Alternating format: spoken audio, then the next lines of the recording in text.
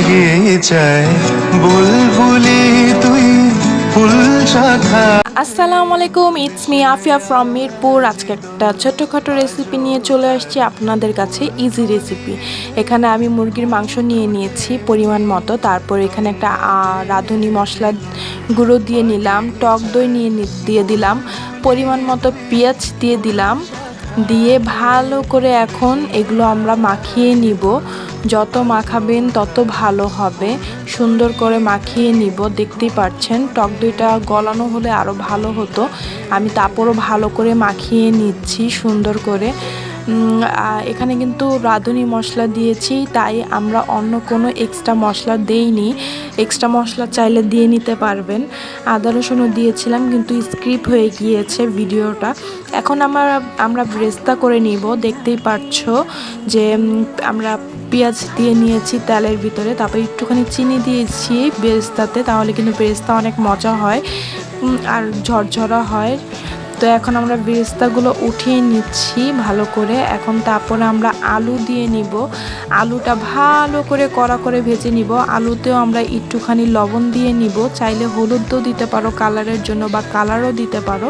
যেহেতু আমি দিচ্ছি না, আমি চুলার তাপটা একটু জোরে বাড়িয়ে তারপর আমি লাল করে নিয়েছি, তাই আমার হলুদ দেওয়া বা কালার দেওয়া লাগেনি। সুন্দর একটা কালার চলে আসছে, দেখতেই পাচ্ছ। তারপরে এই আলুগুলো উঠিয়ে নিব। তারপরে যে মাখানো মুরগিগুলো রেখেছিলাম বিরিয়ানির জন্য, সেগুলো আমরা ওই তেলের ভিতরেই দিয়ে দিয়েছি। এখন ভালো করে প্রথমে কষিয়ে নিব।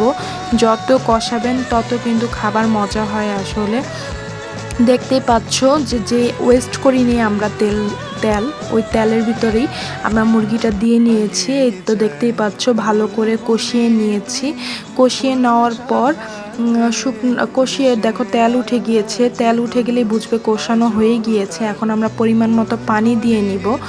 পানি দিব 2 কাপের মতো পানি দিয়ে নিয়েছি। আমার আসলে এই কড়াইটা চেঞ্জ করার দরকার ছিল, তো চেঞ্জ করে নেই, ভাবলাম একটা নষ্ট হচ্ছে একটাই নষ্ট। তারপর পরিমাণ মতো লবণ দিয়ে নিয়েছি। লবণ দিয়ে এখন আবার ভালো করে ঢেকে পানিটা শুকিয়ে নিব। পানিটা আমার শুকানো হয়ে গিয়েছে। এখন একটা পাতিল নিয়ে নিব, সেটাতে পেঁয়াজ দিব, তারপর ডালচিনি দিব। এখন আমরা পোলাও রান্না করব। ডালচিনি দিব, এলাচি দিব পরিমাণ মতো, যে যেটু দিতে পারো। চাইলে এখানেও তোমরা আদা রসুন বাটা দিতে পারো, আমি দেইনি যেহেতু আগেই আমি মুরগিতে দিয়ে নিয়েছিলাম। এখন ভালো করে আমরা পোলাও চালটা ভেজে নিব, সুন্দর করে কড়া করে ভেজে নিব, পানিটা ঝরে নিব। তো এখানে আমি সব পোলাও চাল দিয়ে নিচ্ছি ভালো করে। তারপরে ভালো করে এখন আমি ভালো করে ভেজে নিব।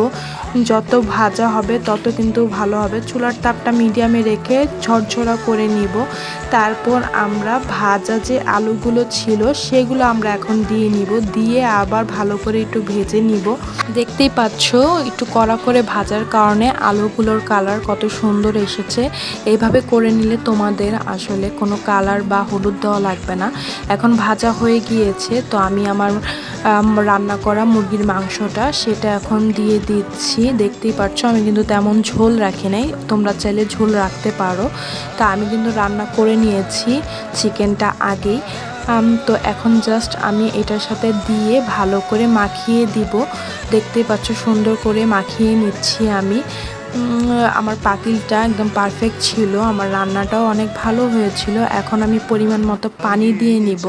পানি দিয়ে নিব 2-3 বার যতটুকু প্রয়োজন। তারপরে হাতের আঙ্গুল দিয়ে আমরা চেক করব। দেখবা আমি আঙ্গুল দিয়ে চেক করছি। আমি পরিমাণ মতো পানি দিয়ে নিলাম। এখন আমার পানি দেওয়া শেষ। এখন আমরা কি করব, ভালো করে নাড়া দিয়ে পানির সাথে ঝোলটা মিক্স করে নিব। আর লবণ কিভাবে চেক করবা তোমরা, এই পানিটা তোমরা খেয়ে দেখবা, একটু একটু করে জিহ্বায় লাগিয়ে দেখবা হয়েছে কিনা লবণ, তাহলে মনে করবা লবণ পারফেক্ট আছে। এখন দেখতেই পাচ্ছ আমি হাত দিয়ে নিয়েছি দেখার জন্য, হাতের কড়া পর্যন্ত পানি দিয়ে নিয়েছি। তারপরে এই তো আমার বিরিয়ানি প্রায় হয়ে গিয়েছে, দেখতেই পাচ্ছ। আমি এখন আরেকটু নাড়া দিয়ে নিব।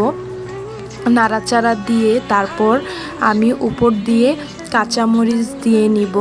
কাঁচামরিচ যে যতটুকু খেতে পছন্দ করো দিয়ে নিবা। তারপর আমি পরিমাণ মতো ঘি দিয়ে দিলাম।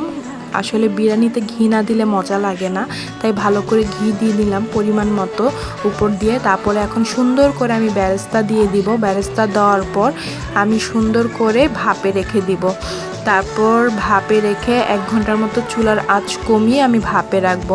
ভাপে রাখার পর আমার বিরিয়ানিটা হয়ে যাবে, যেহেতু আমি মাংস আগেই কষিয়ে রান্না করে নিয়েছি, তাই বিরিয়ানি রাঁধতে বেশিক্ষণ লাগবে না। দেখতেই পাচ্ছ কি সুন্দর করে আমার বিরিয়ানিটা হয়ে গিয়েছে, আমার ভাপে রেখে দিয়েছি। আজকের জন্য ভিডিওটা এতটুকুই। আল্লাহ হাফেজ। ভালো লাগলে একটা লাইক কমেন্ট শেয়ার করবেন।